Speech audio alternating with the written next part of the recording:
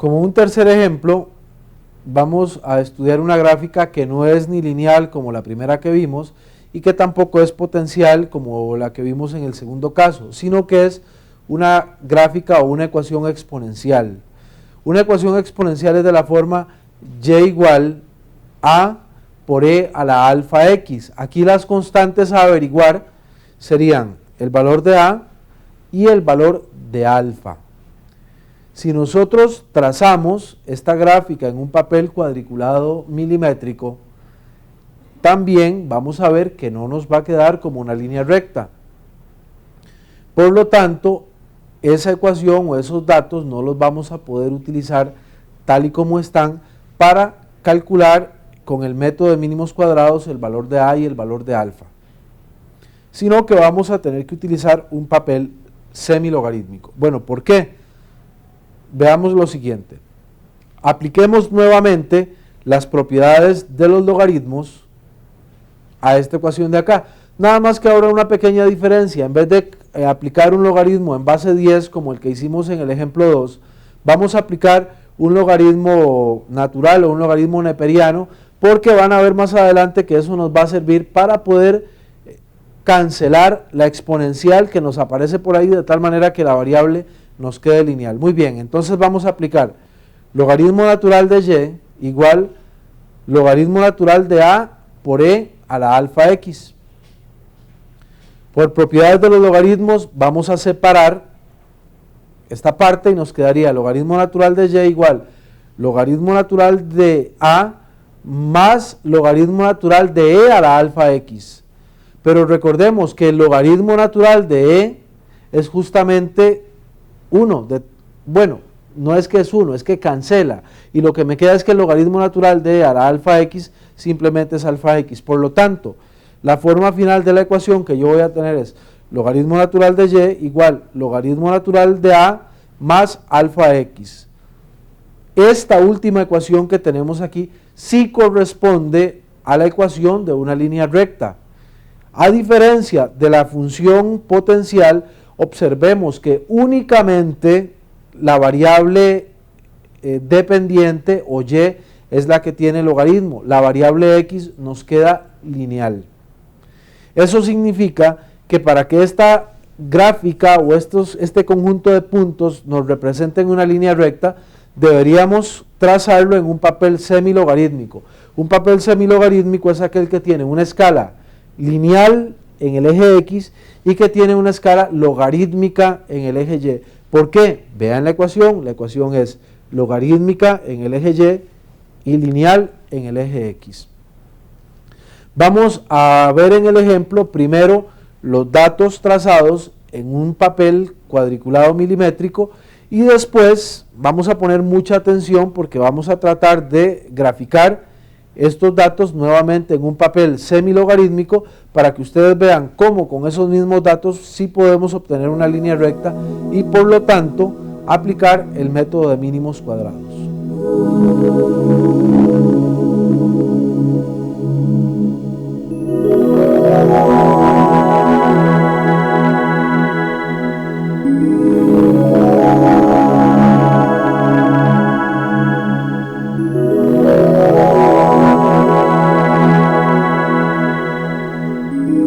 Bueno, de acuerdo con la tabla que tenemos para el ejemplo 3, esta es la gráfica correspondiente. Vean que aquí estamos graficando la población de bacterias contra tiempo. Hemos escogido un ejemplo biológico para que vean que no necesariamente las gráficas pueden representar fenómenos que sean fenómenos físicos. Este caso es un fenómeno biológico, inclusive podríamos estar trabajando con una velocidad de disolución que es un fenómeno químico también. Al igual que en los ejemplos anteriores, bueno, ya aquí ustedes pueden ver que yo tengo la gráfica debidamente construida. Al igual que en los ejemplos anteriores, podemos observar la correspondiente escala.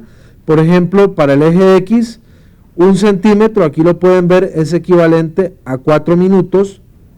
Y para el eje Y, 1 centímetro es equivalente a 200 bacterias. Como variable dependiente, pues tenemos la población o el número de bacterias como variable independiente tenemos el tiempo. Aplicando el método de mínimos cuadrados hemos encontrado la ecuación y vean que aquí siempre ponemos la ecuación, vamos a poner el coeficiente de correlación también. Bueno, vean que aquí tenemos los pares ordenados, 1, 2, 3, 4, 5, 6, 7 pares ordenados. Ustedes podrían decir que esta gráfica tiene una forma muy similar a una gráfica potencial. Básicamente la diferencia entre una exponencial y una potencial es que las gráficas exponenciales crecen mucho más rápidamente que las gráficas que son potenciales. La recomendación no sale sobrando. Vean que aquí nuevamente hemos dejado un par de cuadritos tanto en el eje Y como en el eje X y vean que casi estamos abarcando toda la hoja también. Por supuesto, por efectos de escala, en este caso pues no pudimos usar exactamente toda la hoja, pero lo que ustedes no deben hacer es, nuevamente les repito, tratar de ubicar las gráficas aquí como en una esquinita. Cuando las gráficas quedan muy pequeñas, eso simple y sencillamente indica que ustedes no han tenido capacidad para escoger adecuadamente una escala de tal manera que puedan cubrir prácticamente toda la hoja. Bueno, con esta gráfica construida en papel milimétrico ya no vamos a hablar mucho porque los detalles básicos los discutimos en el primer ejemplo. Nos interesa ahora observar qué sucede cuando esta gráfica la trazamos en un papel semilogarítmico, o sea, un papel que tenga una escala logarítmica en el eje Y y una escala lineal en el eje X. Bueno, aquí podemos observar la gráfica ya construida en un papel semilogarítmico. Observemos que este papel tiene una escala logarítmica en el eje Y. Veamos cómo, otra vez, para esta escala logarítmica, la distancia entre un número y el siguiente es cada vez más pequeño. Ahora, al igual que en el papel logarítmico, aquí tenemos varios ciclos. Por ejemplo, observemos cómo aquí, bueno, de acuerdo con los datos que tenemos que graficar, estamos poniendo 100, 200, 300, 400, 500, 600, 700, 800, 900, 1000. Ahora aquí, como estamos cambiando de ciclo, multiplicamos nuestra escala por 10 y vendríamos 1000, 2000, 3000, 4000, 5000 y bueno, ahí podemos seguir. Vean que como el dato más grande no es mayor que 3000, yo solamente marqué aquí hasta 3000. Sobre el eje X tenemos una escala completamente lineal. Vean que la distancia que hay entre los puntos es exactamente la misma. Por esa razón, cuando nosotros construimos una gráfica en un papel semilogarítmico, es necesario que en el papel incluyamos la escala para el eje X. Aquí la escala no está determinada, sino que la determinamos nosotros. Observemos cómo, para este caso, hemos puesto X 1 centímetro igual 4 segundos.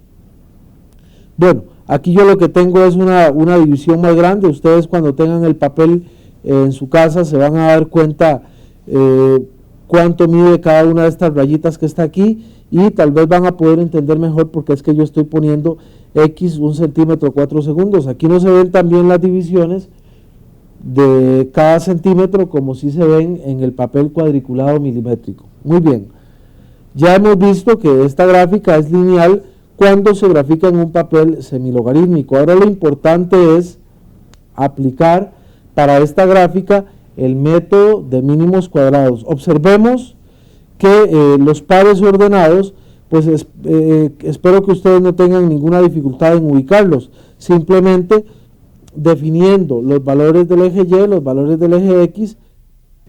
Por lo tanto, veamos los datos correspondientes a la población de bacterias y calculemos los logaritmos naturales para estos datos. Tendríamos logaritmo natural de 271 igual 5,6, logaritmo natural de 305 igual 5,7, logaritmo natural de 373 igual 5,9, logaritmo natural de 456 igual 6,1, logaritmo natural de 830 igual 6,7, logaritmo natural de 1512 igual 7,3 y logaritmo natural de 2756 igual 7,9. Vean que aquí estamos trabajando, por supuesto, con números enteros, porque no tiene sentido hablar de un octavo de bacteria, o tenemos una o no tenemos nada, pero no podemos tomar decimales para este caso, a pesar de que la tabla está en decimales, porque este tampoco es un experimento que se haya hecho, sino que lo estamos tomando como ejemplo teórico para que a ustedes les sirva para poder desarrollar el correspondiente ejemplo en su casa. Muy bien, ahora a esta tabla de los logaritmos naturales de la población de bacterias que van sobre el eje X, simplemente le ponemos a la par los mismos datos que teníamos anteriormente para el tiempo en minutos. Cada logaritmo natural de la población de bacterias con su correspondiente tiempo. Recuerden, al eje X o a los datos de tiempo no tenemos que hacerle ningún cambio. Con esto vamos a proceder a calcular las sumatorias para sustituirlas en la ecuación para la pendiente. Recordemos que pendiente es el número de pares ordenados, que se representa con una n por la suma de x por y menos la suma de x por la suma de y, entre n por la suma de cada x al cuadrado menos la suma de todos los x al cuadrado. Ustedes pueden comprobar ahí con calma el resultado de cada una de estas operaciones. Por ejemplo, la suma de x es igual a 167, la suma de los logaritmos naturales de y es igual a 43,33. Vean que aquí yo estoy usando pocos decimales, es conveniente que ustedes usen una cantidad mayor de decimales en los cálculos intermedios para que no vayan a tener problemas de redondeo, y redondean los datos hasta el final. Si calculamos la suma de x por y, o sea, en este caso la suma de los tiempos por los logaritmos naturales de la población de bacterias, nos daría 1197,25. También tenemos la suma de x cuadrado, que da 6879, y para el coeficiente de correlación vamos a necesitar la suma de los y cuadrado o de los logaritmos naturales de la población de bacterias, y esto es igual a 298,1788.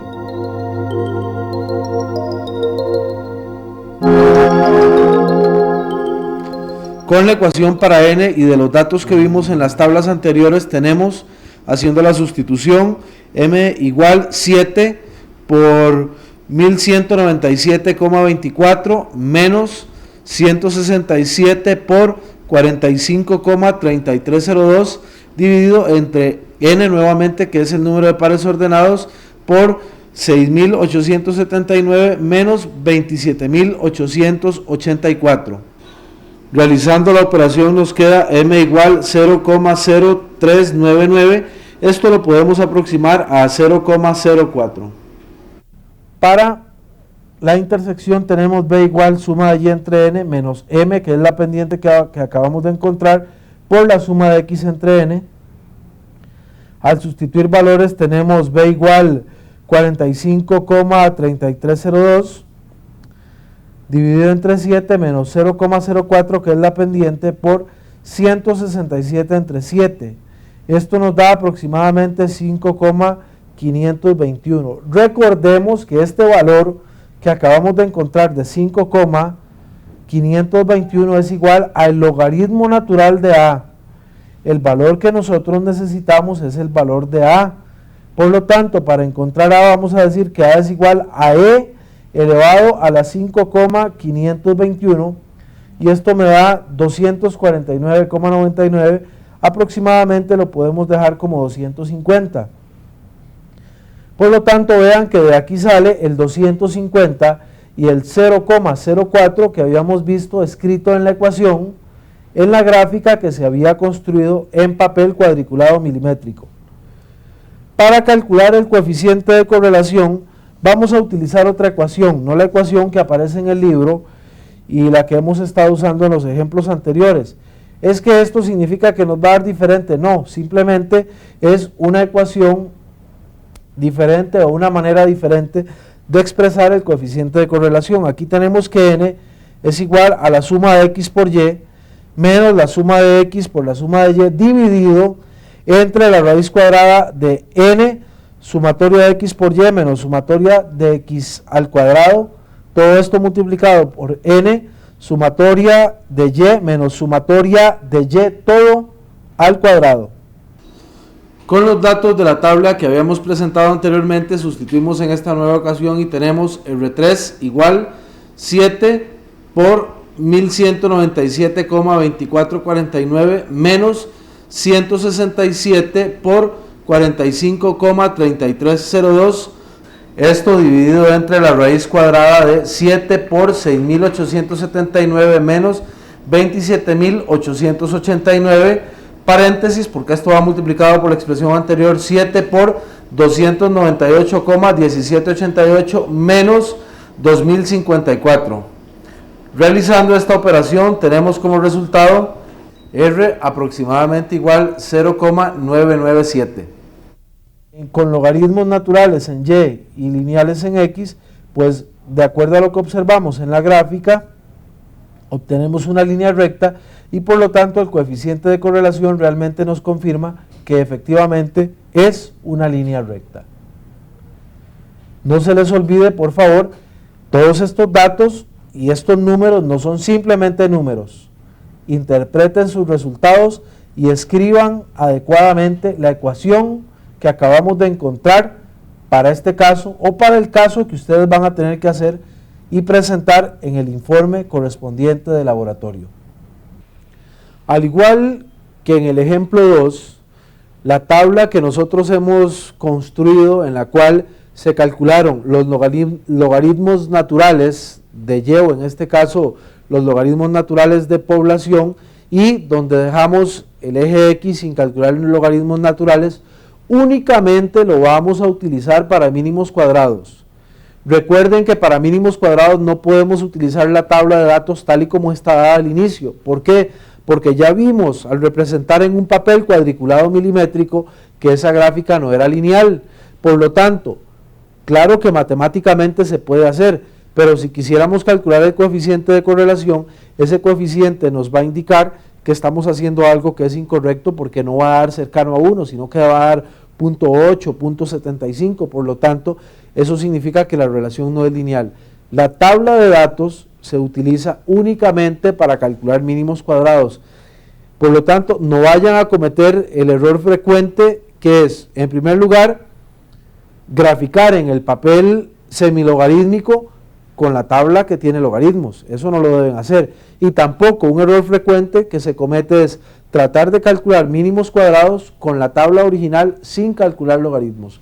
Si ustedes ponen atención a estos detalles y siguen con cuidado las instrucciones que les hemos dado en el primer ejemplo, en el segundo ejemplo y en este tercer ejemplo, espero que no tengan ninguna dificultad para poder realizar esta práctica de análisis gráfico en sus hogares. De todas maneras, recuerden que tenemos el recurso también de tutoría telefónica en el cual ustedes pueden aclarar sus dudas o simplemente pueden dirigirse a la cátedra en las horas que tenemos dispuestas para la atención de ustedes, ya sea personalmente o vía telefónica.